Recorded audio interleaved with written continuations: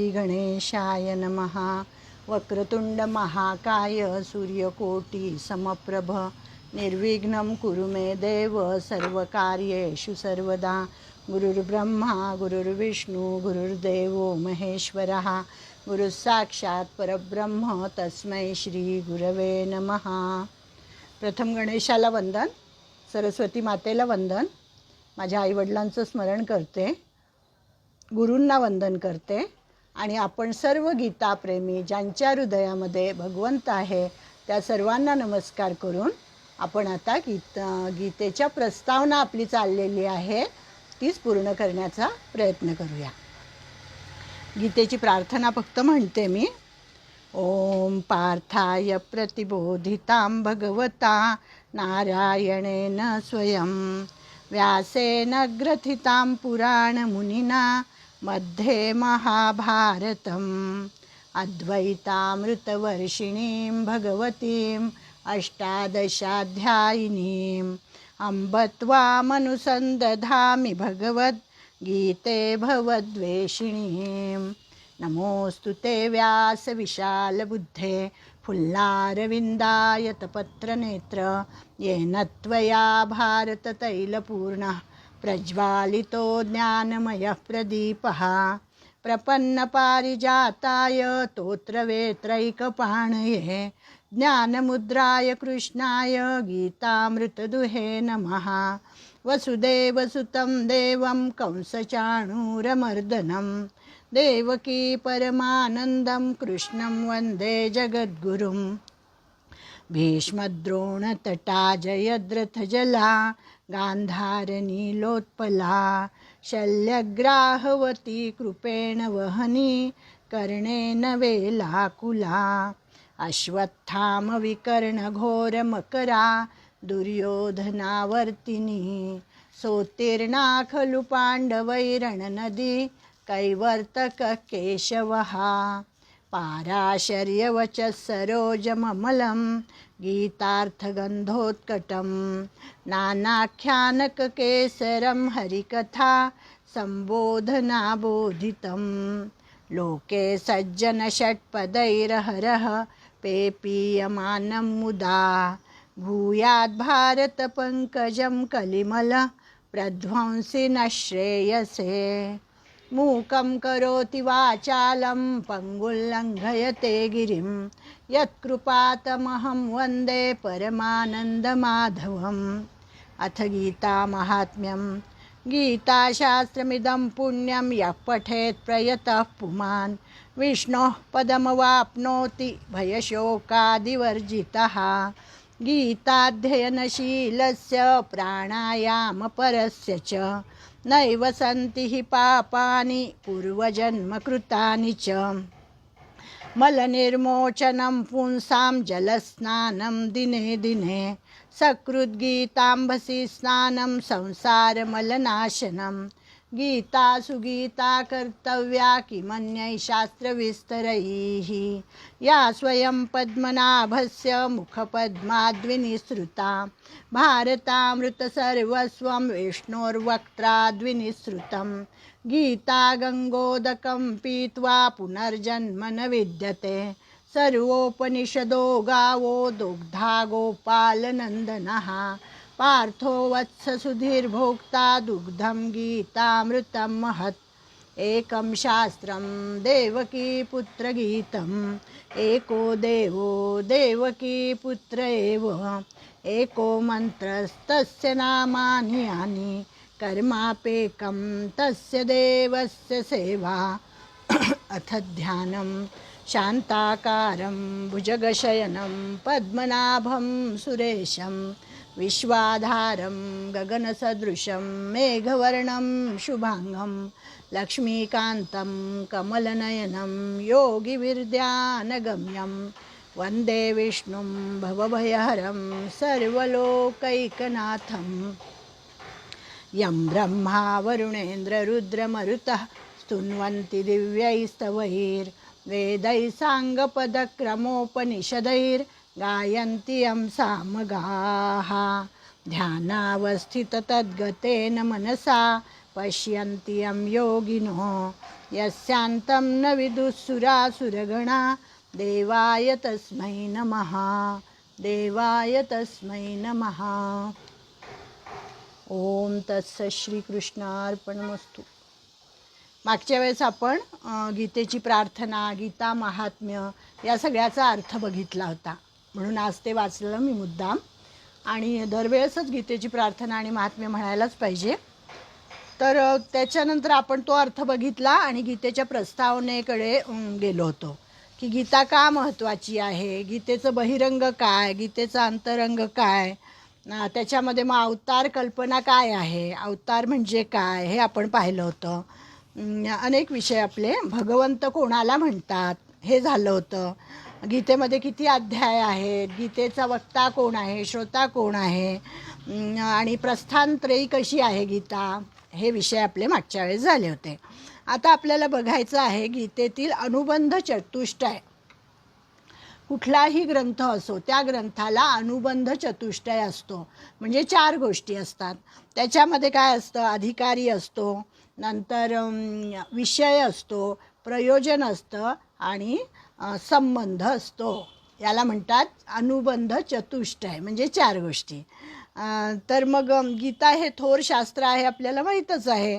मग याचा अनुबंध चतुष्टय बघायचा, म्हणजे या गीतेचा अधिकारी कोण आहे, कोणाला गीता वाचण्याची पात्रता आहे, अधिकारी आहे. मानवी जीवनातील धर्म, अधर्म, कर्तव्य, अकर्तव्य इत्यादींचा ज्याला विवेक करावयाचा आहे तो प्रत्येकजण गीतेचा अधिकारी आहे.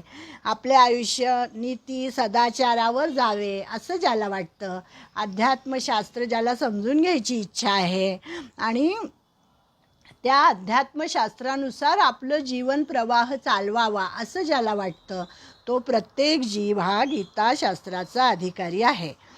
आपले ज्ञानोबा माऊली तर म्हणतात, अहो अर्जुनाची ये पांती जे परिसणया योग्य होती, तीही कृपा करून संती अवधान द्यावे. की अर्जुन हा आपलंच प्रतिनिधित्व करणारा जीव आहे, त्यामुळे अर्जुनाच्या पंक्तीला बसून ऐकण्याची ज्यांची योग्यता असेल त्या संतांनी कृपा करून इकडे लक्ष द्यावे असं माऊली म्हणतात. म्हणजे अर्थ काय झाला त्याचा, की आपल्याला अर्जुनाच्या पंक्तीला बसण्याची योग्यता आली पाहिजे. अर्जुन कसा होता, भगवंताचा सखा होता. अर्जुन रुजू स्वभावाचा होता, जिज्ञासू होता. तर ते सगळे गुण आपल्याकडे यायला पाहिजे आणि ते गुण आले की आपण गीता ऐकण्याचे किंवा अभ्यास करण्याचे अधिकारी बनू. म्हणजे हा झाला पहिला अधिकारी. दुसरा आहे विषय. गीताशास्त्राचे स्वरूप स्पष्ट करताना ज्ञानेश्वर महाराज म्हणतात, साचची बोलाचे नव्हे हे शास्त्र, पै संसारीव जिणते हे शस्त्र, आत्मा अवतरविते मंत्र, अक्षरे ये. की कसं आहे हे गीताशास्त्र, हे गीताशास्त्र काही फक्त शब्द पांडित्याचं शास्त्र नाही आहे की बडबड करायची, अर्थ सांगायचं आणि सोडून द्यायचं, असं नाही आहे. तर त्यांनी सांगितलं आहे की या गीतेची अक्षरे ही आत्म्याला प्रगट करणारे जणू काही मंत्र आहेत आणि हे शास्त्र हे आचरणाचं शास्त्र आहे मुख्य म्हणजे. आणि स्थूलमानाने शास्त्रे 2 प्रकारची असतात. एक सृष्टीविषयक शास्त्रांना भौतिकशास्त्रे म्हणतात, ज्याच्यामध्ये सगळ्या सृष्टीचं ज्ञान आहे त्याला भौतिकशास्त्र म्हणतात. आणि या सृष्टीशी प्रत्येक मानवाचा आणि ईश्वराचा कोणता संबंध आहे, त्या शास्त्राला अध्यात्मशास्त्र असं म्हणतात. की माझा ईश्वराशी काय संबंध आहे. विज्ञान आपण बघितलं की त्याच्यामध्ये ईश्वरी संकल्पना नाही आहे, पण ह्या सृष्टीचा आणि त्या ईश्वराचा काय संबंध आहे ते सांगणारे शास्त्र म्हणजे अध्यात्मशास्त्र आहे. आणि या अध्यात्मशास्त्रामध्ये मी कोण या रहस्याचा उलगडा होतो. उलगडा करण्यासाठीच हे शास्त्र आहे जणू काही. आणि मी काय करावे, मी कुठल्या मार्गाने जावे, म्हणून आपण प्रस्थानत्रयी बघितली मागच्या वेळेस. असं हे अध्यात्मशास्त्र आहे. म्हणून अध्यात्मशास्त्राने आत्मबोध हाच गीतेचा विषय आहे. पहिला अधिकारी झाला, दुसरा विषय झाला. आता प्रयोजन. भगवान श्रीकृष्णांनी अर्जुनाला कर्तव्य काय अकर्तव्य काय यांचा जो मोह झालेला होता तो गीतेचा उपदेश करून दूर केलेला आहे. म्हणजे त्याला आत्मज्ञान प्रदान केलेलं आहे. म्हणजे गीतेचं प्रयोजन काय आहे, आत्मज्ञान देणं. प्रत्येक मानवाला आत्मोन्नत करून त्याला आत्मज्ञानाची प्राप्ती करून देणं हे गीतेचं प्रयोजन आहे, हेतू आहे. शेवटचा आहे संबंध. मग आत्मबोधाचा अधिकारी असलेला जीव अध्यात्मशास्त्राचे ज्ञान करून घेतो आणि म्हणून आत्मोन्नतीद्वारे आत्मबोध या आत्मज्ञान करून घेणारा जो जीव आहे तो ज्ञाता आहे.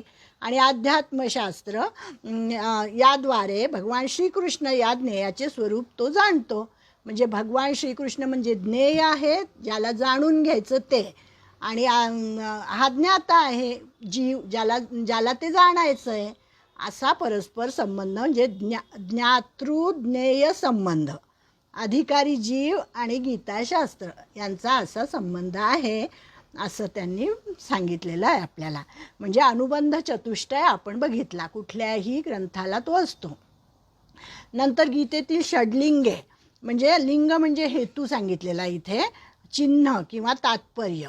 मग गीतेचं तात्पर्य काय आहे ते ठरवताना सुद्धा यांनी काही गोष्टी सांगितलेल्या आहेत. मग त्याच्यामध्ये उपक्रम येतो, अन्वय येतो, अर्थ येतो, अभ्यास येतो, अपूर्वता येते, या शास्त्राची अपूर्वता, फल काय आहे या शास्त्राचं, आणि अर्थवाद येतो, आणि शेवटी येतो उपसंहार. म्हणजे उपक्रम आणि उपसंहार हा प्रत्येक ग्रंथाला असतोच, त्याचं पण विवरण खूप मोठ्या प्रकारे यांनी इथे दिलेलं आहे. त्याच्यानंतर येतो गीता पाठक्रम. म्हणजे आपण गीतेचं पुस्तक उघडलं की आपल्याला काय दिसतं, त्याच्यामध्ये आपल्याला दिसतं अथविनियोग हा. मग हा पाठक्रम काय आहे, ओम अस्य श्रीमद्भगवद्गीता माला मंत्रस्य भगवान वेदव्यास ऋषी अनुष्टुप छंदः श्रीकृष्ण परमात्मा देवता अशोचानन्वशोचस्त्वं प्रज्ञावादांश्च भाषसे इति बीजं सर्वधर्मान् परित्यज्य मामेकं शरणं व्रज इति शक्तिः अहं त्वा सर्वपापेभ्यो मोक्षयिष्यामि मा शुच इति कीलकं श्रीकृष्णप्रीत्यर्थे पाठे विनियोगः. याला पाठक्रम, गीतेचा पाठक्रम असं म्हटलेलं आहे. याचा अर्थ काय आहे, श्रीमद भगवद्गीता हा एक माला मंत्र आहे आणि माळेतील प्रत्येक फूल स्वतंत्र असतं, पण तरीसुद्धा ते एका धाग्यामध्ये गुंफलेलं असतं.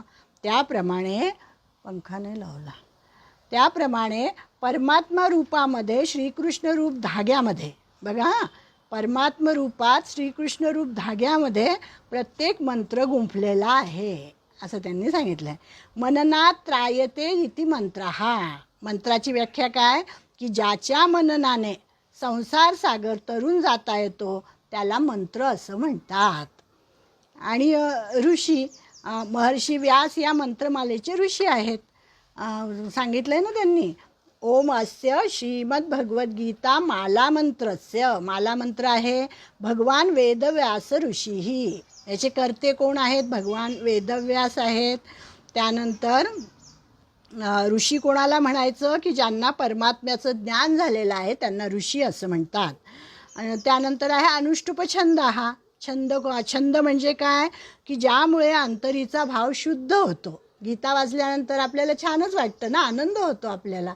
म्हणजे छंद म्हणजे काय की ज्याच्यामुळे भाव शुद्ध होतं आणि मन आनंदित होतं त्याला छंद असं म्हणतात. मग गीतेचा अनुष्टुप छंद आहे हे आपण पाहिलं, अनुष्टुप छंद हा. आणि श्रीकृष्ण परमात्मा देवता, केवळ भगवान श्रीकृष्ण ही एकमात्र देवता आहे भगवान श्रीकृष्ण असं त्यांनी सांगितलं आहे. दिव या शब्दाचा अर्थ काय आहे, प्रकाशने. दिव हा धातू आहे संस्कृतमध्ये आणि त्याचा अर्थ आहे प्रकाश देणारा.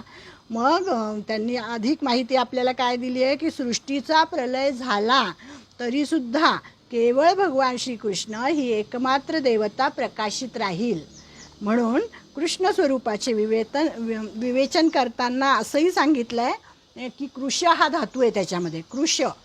कृष्णामध्ये कृष हा धातू आहे आणि ण हा शब्द आहे.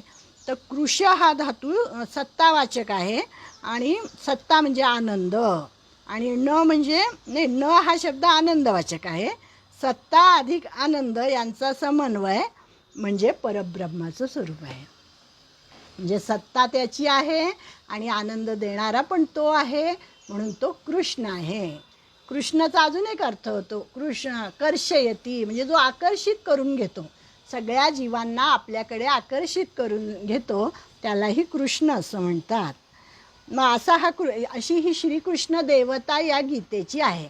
म्हणजे आपण बघा ना, कुठलंही स्तोत्र म्हटलं, रामरक्षा म्हटलं तरीसुद्धा त्याच्यामध्ये आहेच ना, अस्य श्रीरामरक्षा स्तोत्र मंत्रस्य बुधकौशिक ऋषी ही आहे ना. ऋषी कोण आहेत? बुधकौशिक ऋषी आहे. बुधकौशिक ऋषी ही श्रीरामचंद्र प्रीत्यर्थे काय हो पुढे, श्री गणेशाय नमः अस्य श्रीरामरक्षा स्तोत्र मंत्रस्य बुधकौशिक ऋषी ही श्री सीतारामचंद्रो देवता अनुष्टुप छंदः सीता शक्ती ही श्रीमद हनुमान कीलकम. म्हणजे त्याच्यामध्ये पण हे सगळं येतं. हां, श्रीरामचंद्र प्रीत्यर्थे जपे विनियोग हा, म्हणजे त्याला पण पाठक्रम म्हटलेला आहे. रामरक्षेचा तो पाठक्रम आहे आणि हा गीतेचा पाठक्रम आहे. मग बीज काय आहे याचं, तर हे अशोचानन्व शोचस्त्वं प्रज्ञावादांश्च भाषसे, हे बीज आहे असं सांगितलं आहे. थांबू.